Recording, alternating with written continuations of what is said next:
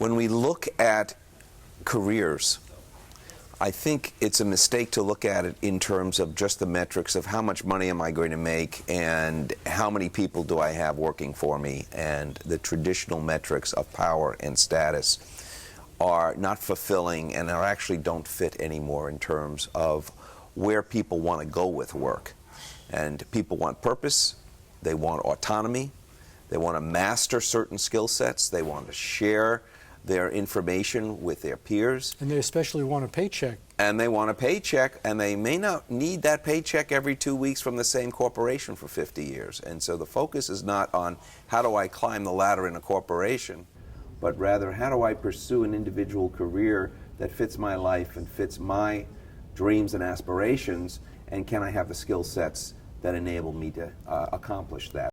I think you have to start with who you are first and what you aspire to be, and then how you get there. And that's the essence of coaching.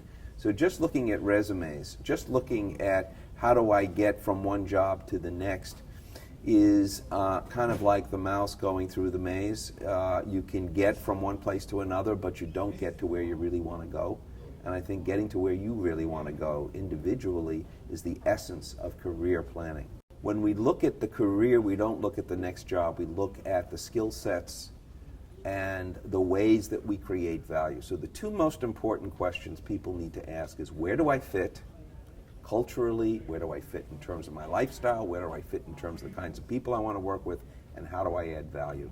It's not who I know, it's who knows me, and what opinions do people have of me. And so reputation becomes the coin of the realm in the era of smart machines, in the era of online recruiting, which is what we're talking about here in this conference. I'm very excited about the opportunity that LinkedIn is creating to match not only the total jobs that are available with the total workforce, but to use algorithms to match skill sets, or skill sets that are needed in order for somebody to prepare themselves to be better qualified for a job that they might have never heard of.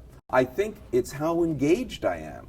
So the quality of the work and the quality of the engagement is far more important, because having a lot of disengaged employees, even though you are increasing employment, does not benefit anybody, doesn't benefit the organization, it doesn't benefit the customer, doesn't benefit the individual.